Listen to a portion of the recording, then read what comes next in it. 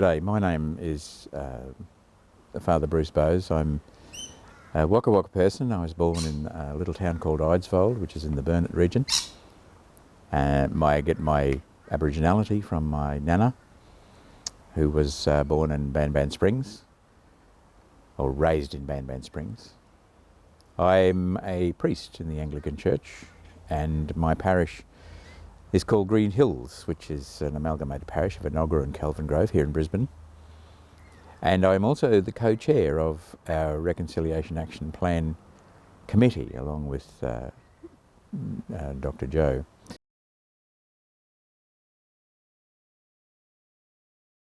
As Christians, we are called to reconcile ourselves to God through Christ.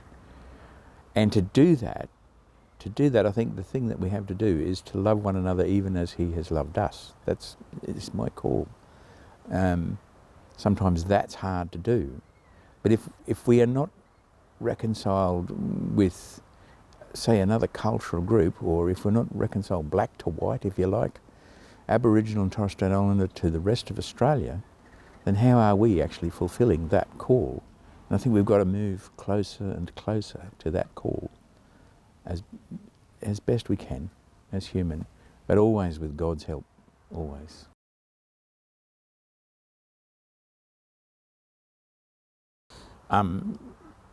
As a parish priest, it's I won't say it's difficult. In my particular parish, there are no Aboriginal or Torres Strait Islander members of the parish. There are members of the community, and then which I have touched briefly, especially at Terrelba Park on sorry days and things like that. And so the work that I've done with the Reconciliation Action Plan Group, and prior to that with the Churches Together Indigenous Peoples Partnership, and also I'm also a member of the National Aboriginal and Torres Strait Islander Anglican Council nationwide, in actually meeting people. And I've come, as I said, I've come to Brisbane, and I didn't have many contacts in Brisbane, and I'm starting to broaden my network of contacts, if you want. They help me in more ways than they really know to find out how to get people closer together, how to work people together. That sounds bad, working people together, but I mean how to get people to work together and come together in through Christ is what I'm talking about. Yeah.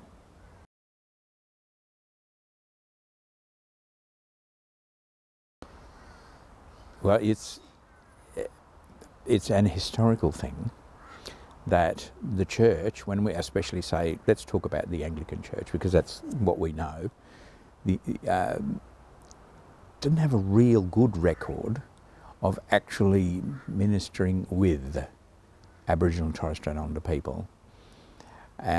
Ministering to, there's differing opinions about how that happened.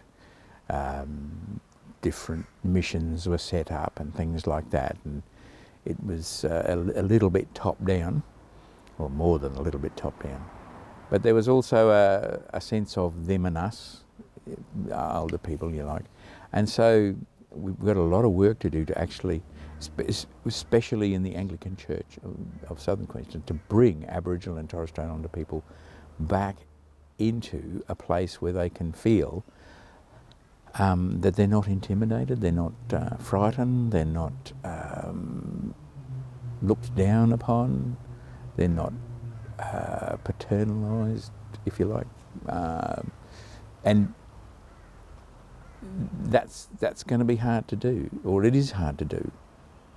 We've got a really good core group of people who work towards it, but there are a lot more Aboriginal and Torres Strait Islander people out there who yearn for Christ and yearn for something that we've got and can give, and we've got to bring that together.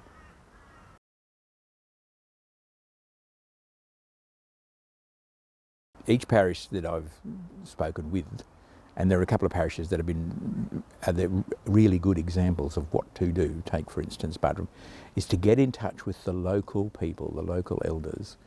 Gold Coast North do it very well too. And out west, Stefan van Munster has done an excellent job with the people of Cunnamulla and Charleville and Mitchell and all those places, big areas, and lots of different mobs too. But you get to know the people. That's the thing to do, is get into the communities as much as you can and know the people, and establish relationships first. I mean, you can try and get them into church, and if they come to church, that's good. But no, establish the relationship first. Love your neighbour, if you like, in all of the sense of that, what that means. So that's what we're doing. I mean, and from the Anglican Church of Southern Queensland point of view, just the fact that we actually took the step to set up a reconciliation action plan is a step in the right directions. And like all good plans, it's fine to have it, but we've got to make it work. And we've got the parishes, and the parishes are very spread out and diverse, and hopefully they can hear this and start to get in touch with their local people. But that's the step. We can't do things for them. Anglicare and the schools are taking certain steps as well in their own areas of concern, and that's good. But we really, really do have to reconcile properly, and then that means both parties have to actually do something.